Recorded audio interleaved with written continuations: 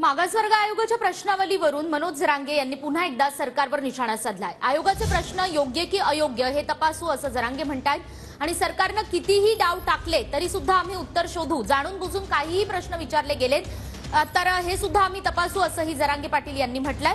येत्या 15 दिवसांमध्ये मराठा सर्वेक्षण होऊ शकतं तर मग राज्यभरामध्ये जातीनिहाय जनगणना करा अशी मागणी छगन भुजबळ यांनी केली।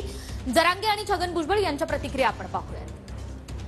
आयोगाचे प्रश्न हे योग्य आहेत की अयोग्य आहेत हे थोडं तपासतो आजचे दिवस मी, कारण आज गेलेत तर उद्या तरी वापस यायला लागणार आहे।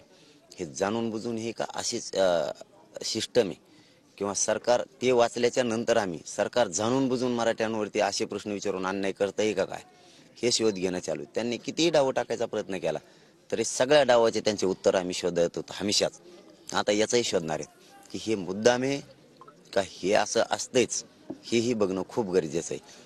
तर काय त्यांना सांगणार की अलीकडच्या काळामध्ये जे आहे पूर्वीच्या कुंकू लावण्याच्या पद्धती आता टिकलीवर आल्यात, इतर काय गोष्टी आहेत। आता मी त्याच्यावर अधिक काही बोलणार नाही। माझं म्हणणं एवढंच आहे की 15 दिवसामध्ये हे जर सगळं सर्वेक्षण एवढं होऊ शकतं आहे तर